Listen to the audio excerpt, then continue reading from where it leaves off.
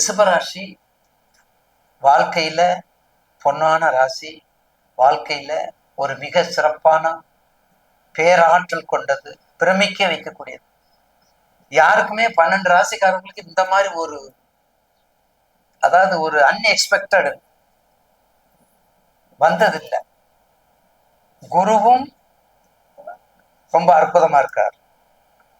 அதே சமயத்துல ராகு கேது பயிற்சியும் மிக சிறப்பாக இருக்கிறார். சனி பயிற்சியும் சொல்லவே வேண்டாம். உங்க ஜாதகத்தை மட்டும் கரெக்டா பார்த்துக்கங்க. ரிஷபராசி நேயர்களுக்கு உங்க ஜாதகத்தை கரெக்டா பார்த்துக்கங்க. அதை பார்த்துக்கிட்டு நீங்க வீடு கட்டுறது, திருமணம், வைபவங்கள், புதிய தொழில், புதிய வியாபாரம், வெளிநாடு போறது, புதுசா என்னென்ன செய்யணுமோ எல்லாத்தையும் பார்த்துக்கங்க. எக்ஸப்ட் கடக லக்கணம், சிம்ம லக்கணம். கடக லக்கணம், சிம்ம லக்கணம் ரிஷபராசிக்கு பகை. அதே சமயத்துல தசா புத்தி சூரிய திசையில சுக்கர புத்தி, சுக்கர திசையில சூரிய புத்தி, சுக்கர திசையில சந்திர புத்தி வந்தாலும் சற்று எச்சரிக்கையாக இருக்கு. இதுதான் ரிஷபராசிக்கு. இதை தவிர நீங்க என்ன வேணாலும் செய்யலாம். இதை தவிர்த்து நீங்க என்ன வேணாலும் செஞ்சுக்கலாம்.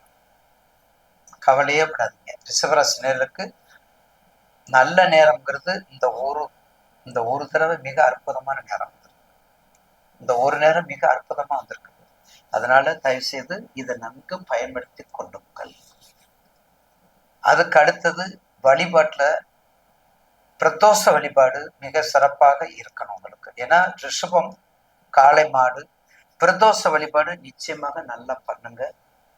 ஏன்னா எல்லா தோஷத்தையும் கழிப்பது பிரதோஷம்.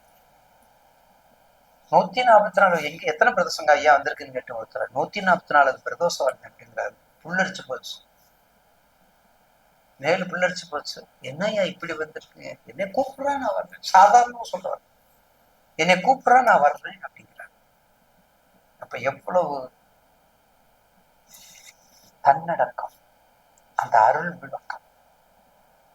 அந்த வழிபாடு பண்ணுங்க, மிக சிறப்பாக இருப்பீங்க. அதுல மாற்று கருத்து